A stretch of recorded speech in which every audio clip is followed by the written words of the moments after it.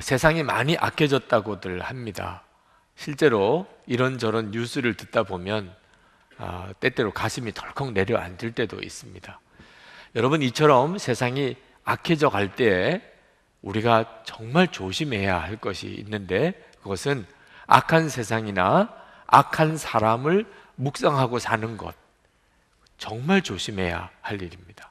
세상이 악하다고 악한 것만 보고 악한 사람 때문에 마음 상해하고 그것 때문에 낙심하고 또 그것 때문에 절망하고, 그러다 보면 나도 모르게 악한 세상을 닮아버리게 됩니다. 그것은 정말 어리석은 일이고 가장 불행한 일입니다. 우리가 세상이 악해진다고 생각할수록 더욱 우리와 함께 계시는 주 예수님을 바라보아야 됩니다. 악한 세상도 크고 악한 사람도 강하지만 우리와 함께 계시는 주 예수님은 더 크시고 더 강한 분이시기 때문에 그렇습니다. 우리가 주 예수님을 정말 바라보고 산다면 우리는 세상이 악해도 얼마든지 하나님의 말씀대로 살 수 있습니다. 하나님께서 우리를 능히 그렇게 살도록 이끄시기 때문입니다. 다윗이 살던 시대는 왕도 악하고 당연히 그 집권자들 또는 재판관들 다 악한 그런 시대였습니다. 그건 정말 끔찍하지요. 생각만 해도 끔찍하지요. 1절 2절 말씀을 보면, 너희 통치자들아, 너희가 정말 정의를 말하느냐? 너희가 공정하게 사람을 재판하느냐? 그렇지 않구나. 너희가 마음으로는 불의를 꾸미고 손으로는 이 땅에서 폭력을 일삼고 있구나. 다윗이 볼 때 정말 사람이 그 모태에서부터 악한 사람이구나, 이렇게 생각되는 사람이 있더라는 거예요. 어쩌면 그렇게 생각하는 것이 그렇게 악할 수 있죠. 최근에 뉴스를 들으면서 어떻게 사람이 그럴 수 있나, 이런 경우를 우리도 보잖아요. 3절에 보니까 악한 사람은 모태에서부터 곁길로 나아갔으며 거짓말을 하는 자는 제 어머니 뱃속에서부터 빗나갔구나. 이런 사람들이 우리 주변에 실제로 있습니다. 이런 사람들은 공통점이 하나님을 안 믿는다는 거예요. 하나님의 심판은 더 말할 것도 없고요. 이 시편 58편의 가장 많은 부분을 차지하고 있는 6절부터 10절까지가 하나님 심판해 주세요라는 겁니다. 하나님 심판해 주세요. 악한 자들을 심판하셔서 하나님이 정말 살아계심을 보여주세요. 그게 다윗의 고백입니다. 그러나 악한 사람들은 이런 말을 들어도 우습기만 합니다. 하나님이 어디 계셔? 하나님의 심판이 어디 있어? 그러니까 악하게 사는 거죠. 완전 범죄라는 걸 꿈꿔요. 그런 게 가능하다고 생각합니다. 하나님이 안 계시니까 그 사람에게는. 자, 그런데 그런 악한 사람들이 세상에 많은 것이 우리들의 마음을 상하게 하지만, 그러나 그 못지않게 놀라운 일이 있다는 사실을 믿음을 가진 우리들이 알아야 합니다. 그것은 세상이 이렇게 악한데도 여전히 하나님을 믿는 사람들이 있다는 거예요. 여기 계시잖아요. 그죠? 하나님을 믿는 사람이 지금도 있다는 거예요. 세상은 어떻든지 그저 잘 되는 것이 그게 선이죠. 돈 많이 버는 게 그게 선이죠. 그런데 우리는 그렇게 생각하지 않지 않습니까? 하나님이 계시고 하나님의 말씀이 있고, 그리고 하나님은 심판하시는 하나님이십니다. 비록 손해를 보고 바보 소리를 들어도 우리는 하나님의 말씀대로 사는 사람들이죠. 하나님이 계시니까, 그게 믿어지니까. 다윗을 보세요. 다윗은 그 시대에 통치자들이 다 악한 사람들입니다. 누가 더 악하냐 하는 걸 경쟁하는 듯한 사회예요. 그런데도 다윗은 여전히 하나님을 믿고 하나님의 심판을 믿고 있잖아요. 이런 사람이 있다는 거예요. 그 점이 놀라운 겁니다. 그러므로 여러분이 지금 이와 같은 시대에 살면서 하나님을 믿고 있다는 것이 기적이다. 야, 지금 내 안에 너무나 놀라운 일이 벌어지고 있구나 하는 사실에 대해서도 눈을 떠야 합니다. 여러분, 우리가 하나님이 믿어지는 것 때문에 이 악한 세상에서 하나님의 말씀대로 살아가는 겁니다. 믿음이 그렇게 놀라운 것이에요. 바보 의사라고 하는 별명을 얻은 이 안수연 형제, 그 안수연 형제가 쓴 글을 보니까 그가 의과대학 다니다가 이제 본과로 이제 올라가게 될 때 고민이 되었대요. 이제 공부할 것도 많고 시간도 이제 거의 없게 되는데 교회 생활을 제대로 할 수 있을까? 주일은 제대로 지킬 수 있을까? 봉사는 제대로 할 수 있을까? 그래서 잘 아는 교회 선배에게 물었대요. 선배님, 제가 이제 본과에 올라가게 되는데 교회 생활은 제대로 할 수 있을지 걱정이 됩니다. 본과에 올라가서도 교회 생활, 봉사 생활 제대로 할 수 있을까요? 그렇게 물었더니 그 선배가 뭐 조금도 생각하지도 않고 아주 속히 너무 담대하게 그럼 그러더라니까. 그럼 당연히 할 수 있지. 너무 당황했대요. 이렇게 간단히 대답이 나올 문제인가?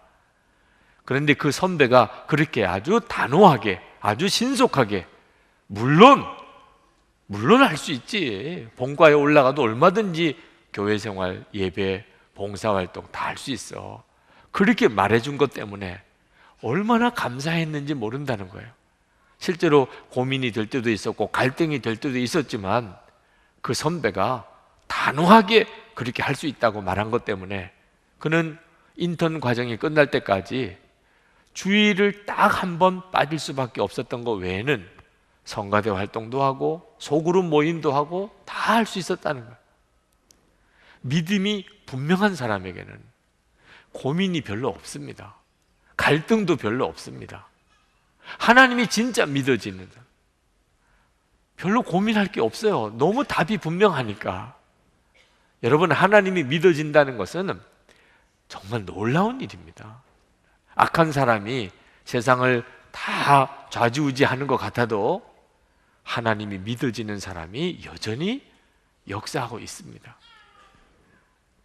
우리가 꼭 기억해야 될 것은 사람은 믿는 대로 살게 된다는 거예요.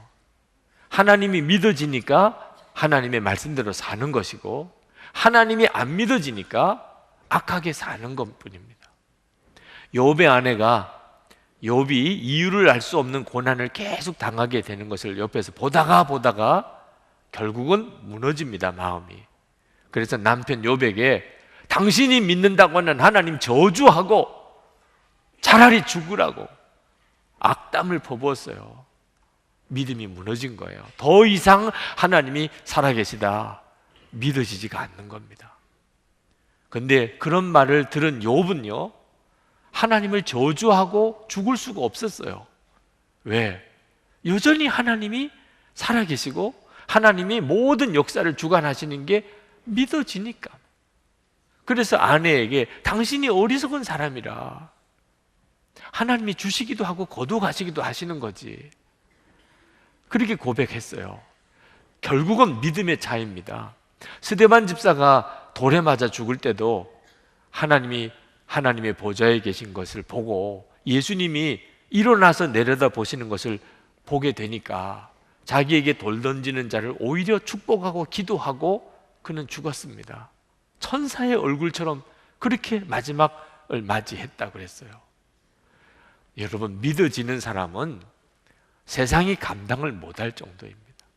다윗도 말입니다. 하나님이 진짜 믿어지니까 그 미친, 정말 질투심에 완전히 미쳐버린 사울 왕이 자기를 죽이려고 쫓아다닐 때도 끝까지 한번 대항하지 않고 죽일 수 있는 기회가 2번이나 왔어도 그 사울 왕을 그냥 손대지 않고 살려줍니다. 하나님이 믿어지니까. 그러니까 굳이 내 힘으로 어떻게 하고 싶은 생각도 없는 겁니다. 다윗이 고백해요. 11절 말씀에 사람들이 과연 의인이 열매를 맺는구나, 과연 이 땅을 심판하시는 하나님은 살아계시는구나 하고 말하게 해 주십시오. 여러분, 결국 모든 사람들이 다 알고 믿을 때가 옵니다. 하나님이 살아계신 것. 다 알 때가 옵니다. 그 사람이 천국에 가서 지옥에 가서든지 이 땅에 살아있을 때든지 하나님은 살아계시구나, 과연 하나님은 살아계시구나, 모든 사람이 다 알 때가 옵니다. 그러나 문제는 하나님이 그렇게 모든 사람에게 다 드러나실 때 그 전에 말입니다.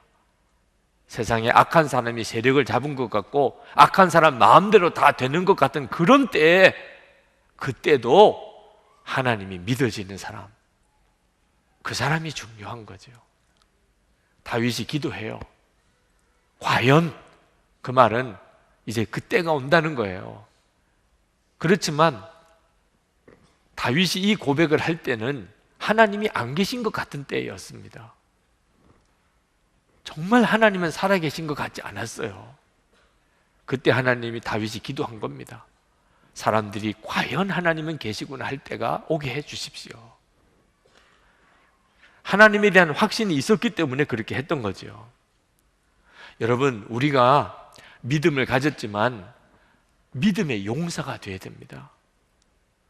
세상은 결코 만만치가 않잖아요. 우리가 다 살아보니까 알잖아요. 악한 사람이 세력을 가지고 악한 자가 자기 마음대로 모든 걸 다 하는 것처럼 보일 때 우리가 진짜 믿음이 없으면 그냥 무너집니다. 마음은 상하지요. 나도 모르게 악해져 버립니다. 여러분은 그렇게 되고 싶습니까? 다윗처럼 세상이 다 악한 것 같을 때에도 그는 끝까지 하나님의 말씀대로 의의 길을 갈 수 있어야 합니다. 하나님, 과연 하나님 살아계시구나 사람들이 말하게 해주옵소서, 그렇게 기도하면서 하나님에 대한 믿음을 끝까지 지킬 수 있어야 합니다. 우리에게 어떤 일이 닥칠지 모릅니다. 순교할 상황이 올 수도 있는 겁니다. 여러분은 그때를 준비하고 계십니까? 토요일, 어제죠. 오늘 주일도 준비해야 되고 미국을 다녀오면서 시차 극복도 해야 되는 그런 저에게 있어서는 참 쉽지 않은 날이지만 제가 이천에 가서 어린이들 앞에서 설교를 하고 왔습니다. 우리 중앙연회에 어린이 성경 고시와 예능 대회가 이천중앙교회에서 열렸어요. 제가 올해 연회 교육분과위원장직을 맡았습니다. 그 행사 때 제가 가서 개회 예배 때 설교를 해야 된다는 거예요. 그래서 미국에서 올 때 일정도 그 일정에 맞추어서 와야 했습니다. 그런데 제가 얼마나 설교를 해야 되냐고 했더니 10분만 하라는 거예요. 이천까지 갔다 오는 데만도 2시간이 넘는데 어린이들 앞에서 10분 설교를 해야 하는 겁니다. 처음에는 마음에 내가 꼭 가야 되나 그런 생각이 들더라고요.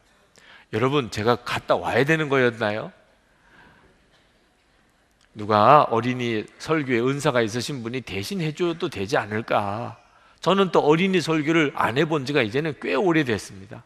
어린이들 앞에 설교를 잘할 자신도 별로 없고, 그런데 직책상 제가 해야 된다는 겁니다.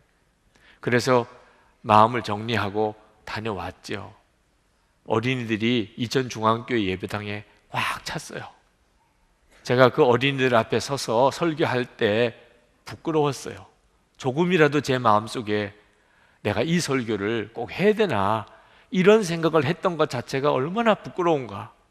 저는 어린이들이 설교를 제대로 듣지 못할 거라고 생각했어요. 요즘 어린이들은 예배 때, 설교 때 집중하지 못한다고 그러잖아요. 그런데 그 아이들이 그렇게 조용히 그 눈망울을 또렷또렷하게 하고 저를 보는 것이 저를 너무너무 부끄럽게 했어요. 10분 동안 예수님께서 우리 마음에 계시다는 것에 대해서 그 아이들에게 말씀을 전하고, 그렇게 내려오면서 우리 한국 교회에 여전히 소망이 있다.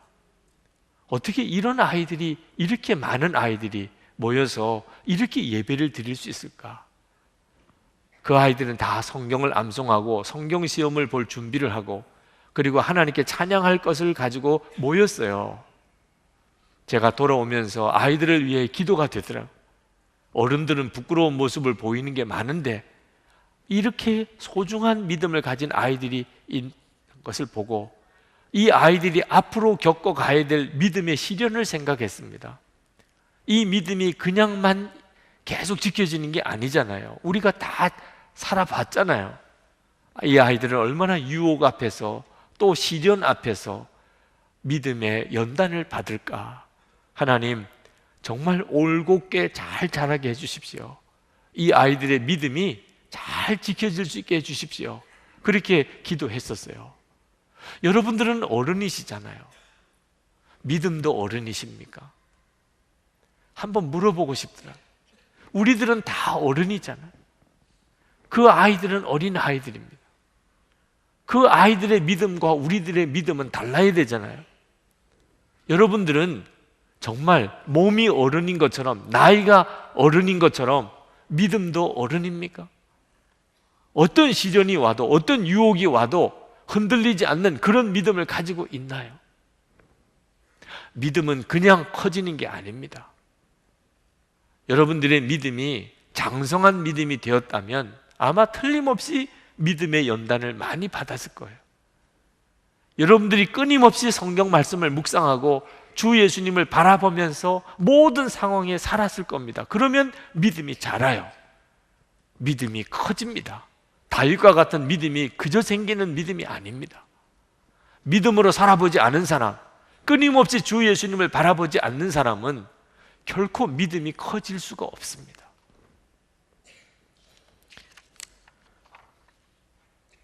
우리가 믿음의 훈련을 받는 중에 가장 어려운 것이 기다리는 겁니다.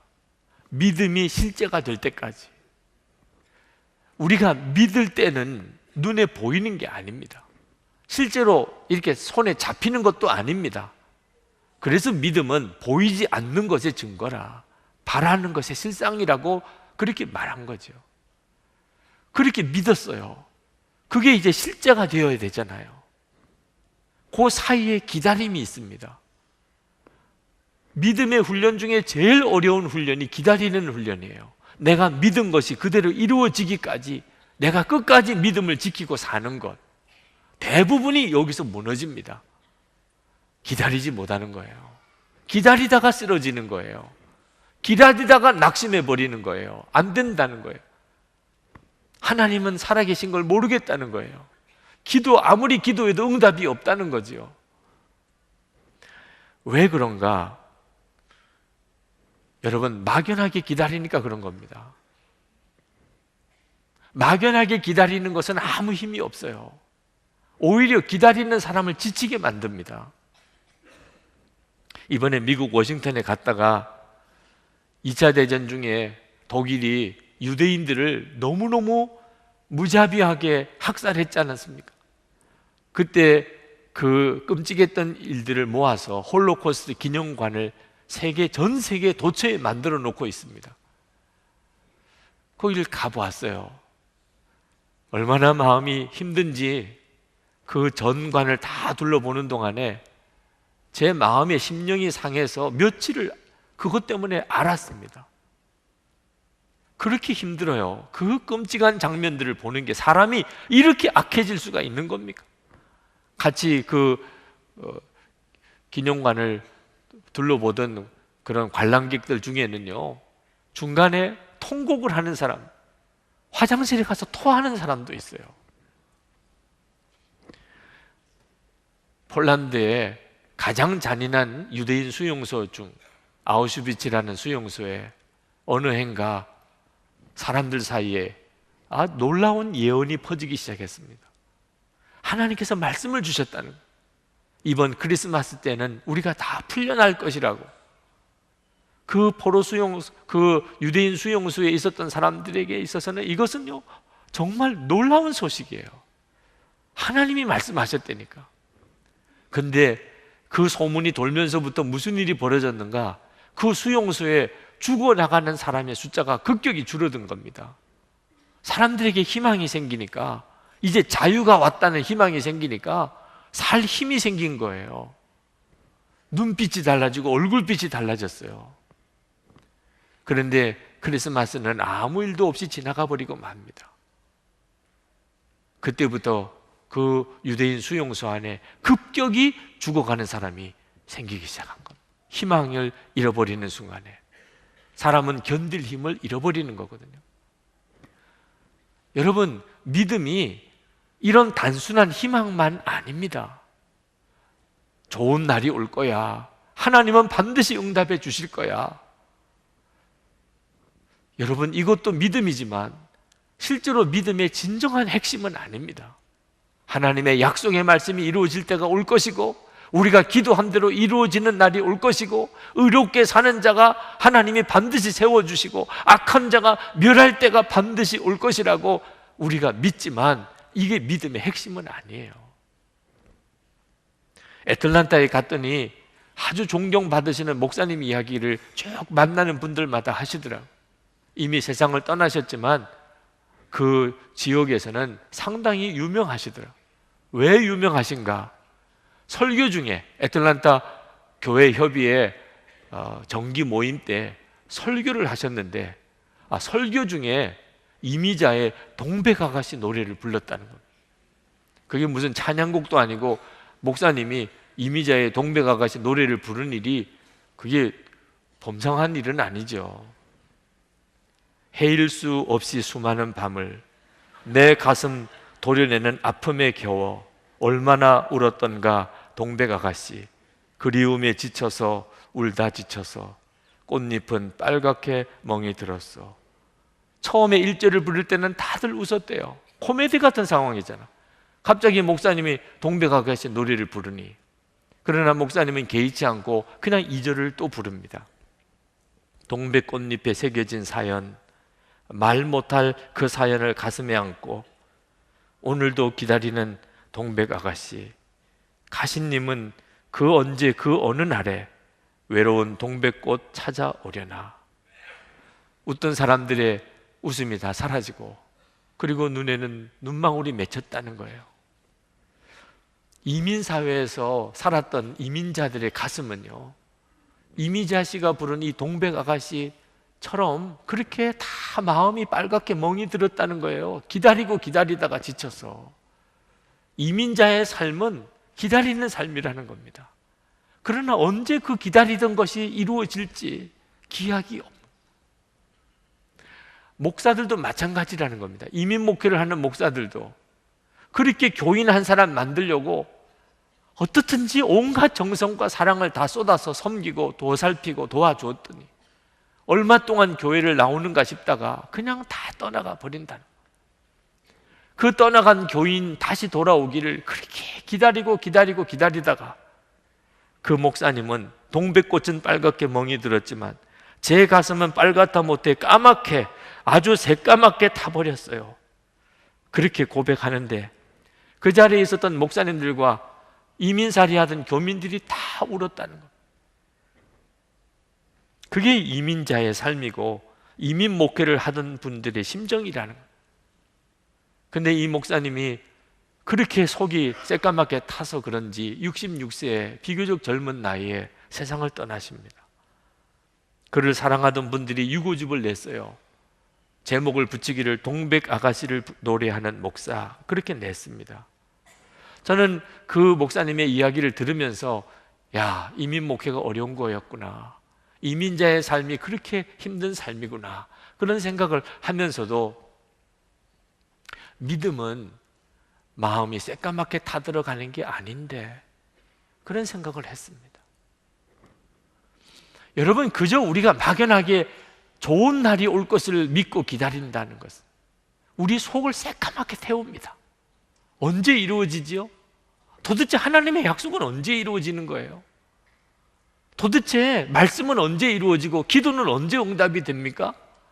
그 이루어질 날을 기다리고 또 기다리고 사는 것은요, 어떤 때는 우리 속만 썩히는 거예요.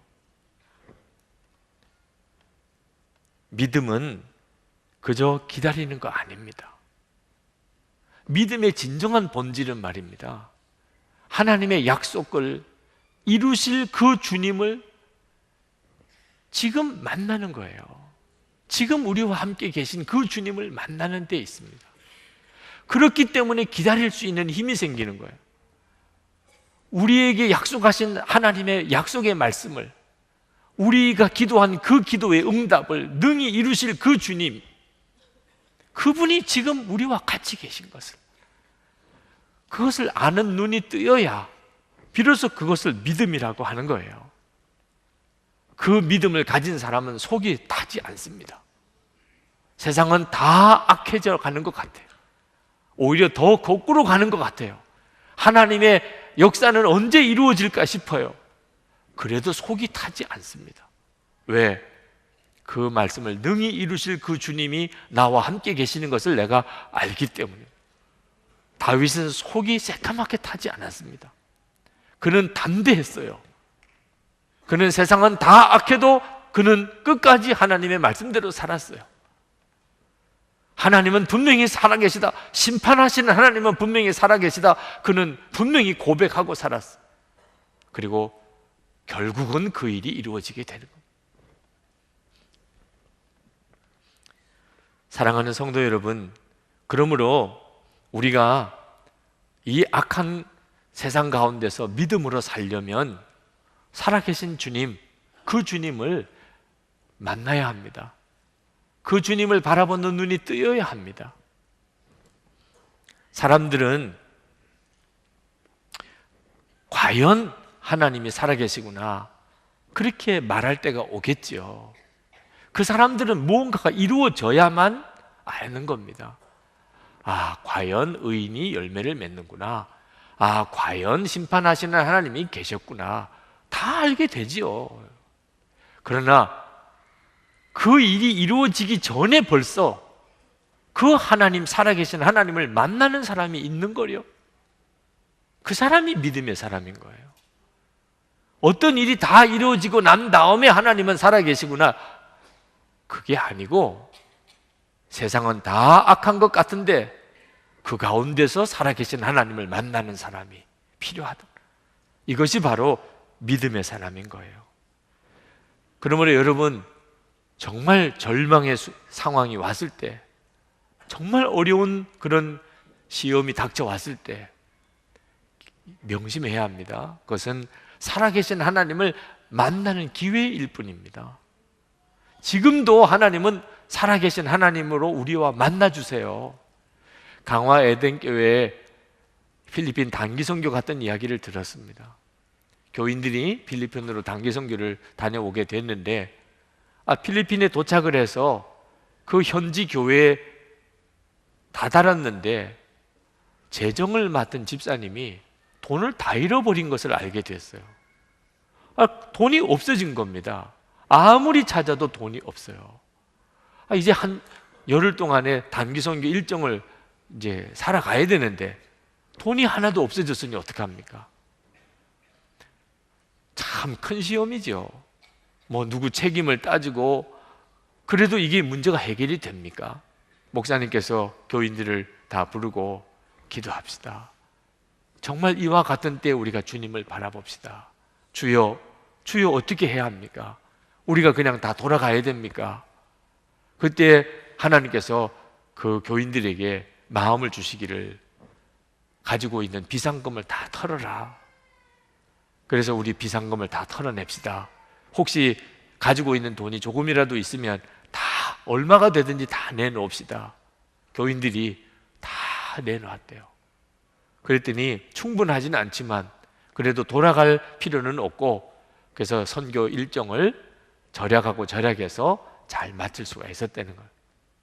참 하나님 감사합니다. 그런 마음으로 일정을 마치고 이제 한국으로 돌아오는데 택시를 탔는데, 그 택시가 필리핀의 공항에 도착해서 교회로 올 때 탔던 바로 그 택시들이에요.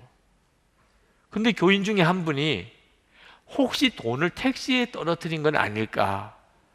근데 뭐 이미 열흘 이상 지난 일인데 돈을 떨어뜨린 분들 있을 리가 없지요. 그래도 혹시 몰라. 그래서 택시 의자를 구석구석 다 뒤져봤더니 세상에 그 의자 사이에 돈 봉투가 있는 거예요. 그 회계 집사님이 그 의자를 탔는데 돈 봉투가 떨어졌는데 그만 의자 사이에 이렇게 끼어 들어가는 바람에 내릴 때 누구도 보지를 못하고 그냥 내린 거죠. 그동안에 열흘 동안 운행을 했는데도 아무도 택시를 탄 사람이 많은데도 그걸 못 찾아낸 거죠. 그리고는 단기 선교팀이 돌아오는 날 찾은 거예요. 그 돈봉투를 들고 공항에서 주님이 재림한 것처럼 기뻐했대요. 네, 그렇게 좋더래요. 돈봉투 찾은 게. 이런 놀라운 일이 있을 수 있나 싶어요. 그때 이 돈을 어떻게 써야 되나 하는 생각을 같이 모여서 의논하는 중에 우리가 이것은 하나님의 특별한 섭리가 아니겠습니까? 그러니 선교사님이 짓는 학교 건축 헌금에 우리 다 드립시다. 그리고 그걸 다 헌금하고 돌아오면서 간증을 나누는데 교인들이 다 이구동성으로 하는 이야기가, 이번에 필리핀 단기 선교를 간다고 하지만 처음 해외여행을 가는, 그러니 이 해외여행을 가는 길에 사고 싶은 것도 또 얼마나 많았겠어요. 뭐 면세점도 가보고 싶고 현지에서 또 물건도 쇼핑도 하고 싶은데, 그러니까 다 비상금을 조금씩은 가지고 간 거죠. 근데 비상금을 다 털어내놓고 보니까 쇼핑할 마음이 하나도 없어졌어요. 네. 돈도 없으니 뭘 쇼핑을 하겠어요. 오직 선교에만 집중하고 충실하게 정말 단기 선교 여행을 잘 마치고 돌아오게 하나님이 그렇게 하셨구나. 뭐 딴 생각하지 못하게 주님이 하신 거군요. 그래서 돈 잃어버리고 더 큰 은혜를 받았다는 거예요. 여러분, 우리의 삶이 맨 이렇습니다. 절망적이고 때때로는 너무 난감하고 하나님은 도대체 왜 이렇게 하시나요? 이런 싶은 순간이 왔을 때도 사실은 지금 우리와 함께 계시는 주님을 경험하게 하는 하나님의 계획이 있는 일인 거죠. 하나님이 원하시는 것은 이 악한 세상 가운데서 그래도 하나님을 믿고 하나님의 심판을 정말 믿고 의롭게 사는 자가 있기를 원하는 거예요. 하나님이 원하시는 겁니다.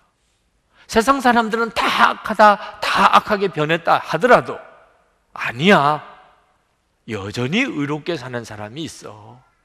하나님을 믿고 하나님의 심판을 믿으니까 의의 열매는 반드시 맺어진다는 걸 믿는 사람이 있다는 것을 하나님은 보고 싶으신 거예요. 그래서 나중에 사람들이 과연 의인이 열매를 맺는구나 하고 그렇게 말하게 되는 것을 하나님이 기뻐하시는 거죠. 여러분, 소돔 고모라 성이 멸망당할 때 그때 아브라함이 하나님께 뭘 기도했나요? 죄를 용서해달라고 기도했나요? 악을 고쳐달라고 기도했나요? 집권자들을 바꾸어달라고 기도했나요? 아브라함이 기도했던 것은 의인 10사람이 있다면 이 성이 무너지겠습니까? 하나님, 의인이 있으면 하나님 그 사람도 같이 망하게 하시겠습니까? 의인이 한 사람이라도 있으면, 아브라함의 관심은 거기에 있었어요. 악한 사람 탓할 거 없습니다. 그들은 다 그저 하나님의 소관일 뿐이에요. 그것 때문에 마음 상할 것도 없습니다. 악한 사람 따라 할 건 더 아니지요. 우리가 할 일은 오직 의인 한 사람이라도 있게 하는 거예요. 나 한 사람이 의인이 되면 되잖아요.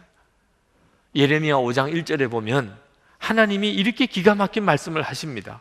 너희는 예루살렘 거리로 빨리 다니며 그 넓은 거리에서 찾아보고 알라. 너희가 만일 정의를 행하며 진리를 구하는 자를 한 사람이라도 찾으면 내가 이 성읍을 용서하리라. 의인이 한 사람이라도 있으면 모두가 다 산다는 거예요. 여러분, 세상은 악한데 누가 의롭게 살겠습니까? 지금도 함께 계시는 주님을 정말 믿고 바라보는 사람만 그렇게 할 수 있는 겁니다. 그러므로 여러분, 24시간 주님을 바라보는 일이 대단히 중요합니다. 주님을 바라본 사람은 다윗과 똑같이 됩니다. 세상은 아무리 악해도 그는 세상 따라 살지 않습니다. 제가 24시간 주님을 바라보면서 제 삶 속에 참 많은 변화가 일어납니다. 그것은 주님은 정말 실제로 살아계신 분이세요. 처음에는 주님을 바라보려고 애를 썼지만 지금은 주님이 제 삶 속에 역사하심이 너무너무 강합니다. 이번 2주간 동안 미국 집회를 다녀올 때도 늘 하던 것처럼 주님이 인도해 주세요. 주님이 동행해 주세요. 주님과 함께하는 여행이 되기를 원합니다.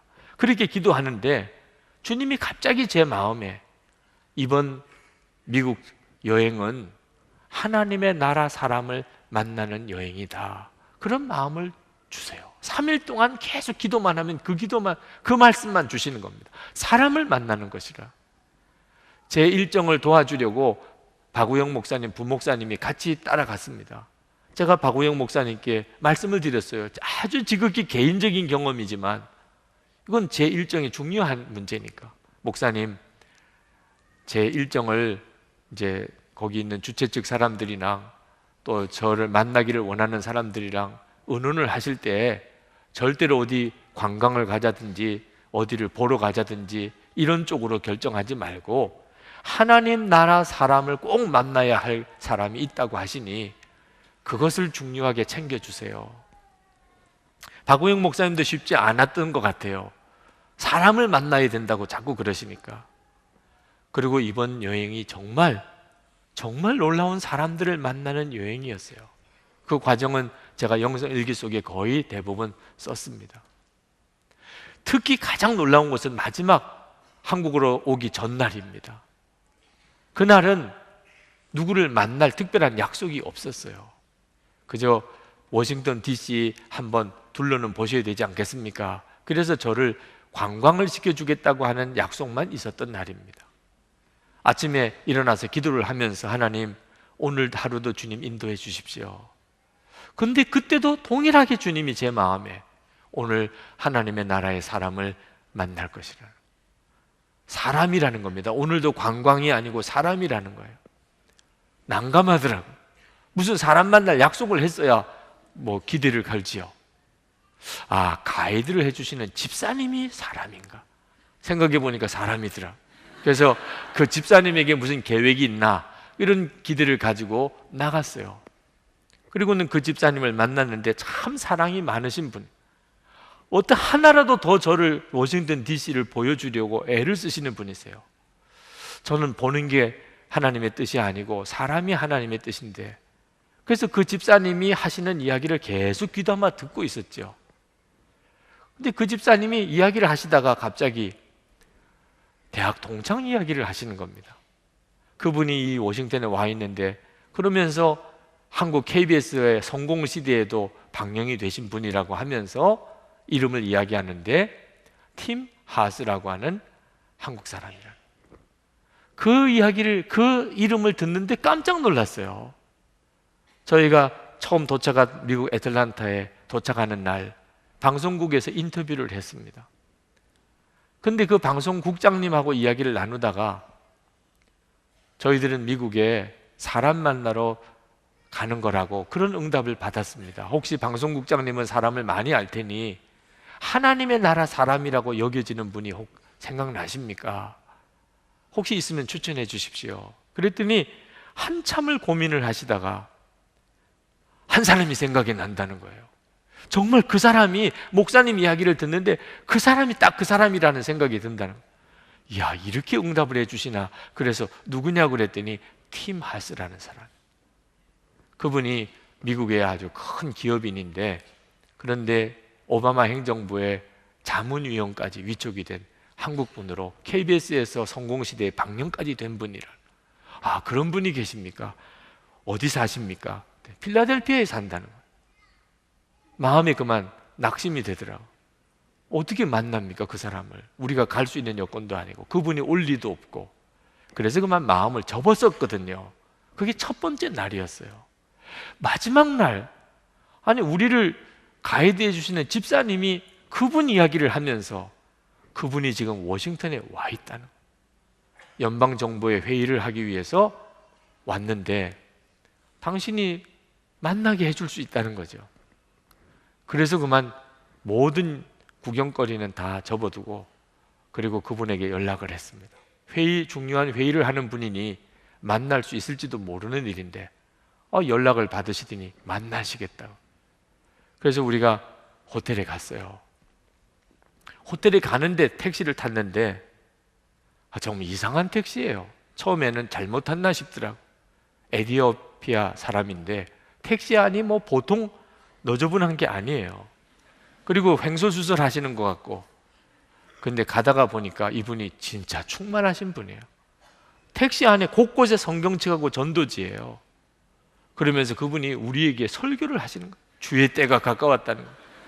우리가 내리는데 천국에서 만나시자고. 정말 하나님이 무슨 특별하게 이렇게 모든 상황을 만들어 놓았다고밖에 생각할 수가 없는 상황이더라. 팀 하스를 만났는데 정말 놀라운 분이더라.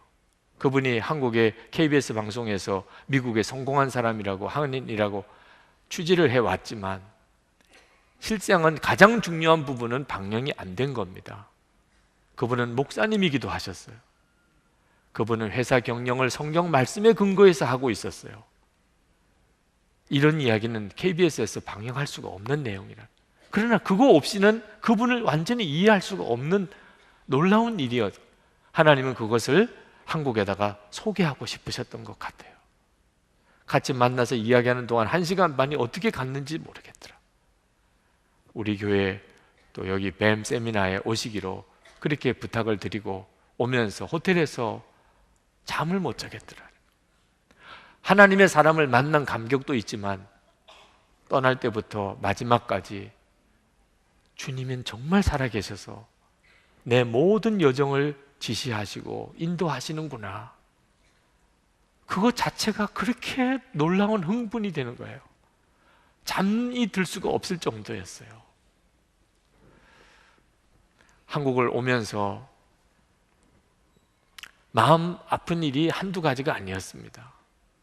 국제 정세도 그렇고 우리나라 일도 그렇고 또 우리 교계 일도 그렇고, 그런데도 제 마음속에 그것 때문에 마음이 상하거나 낙심이 오지 않고 이렇게 마음이 충만한 건 왜 그럴까?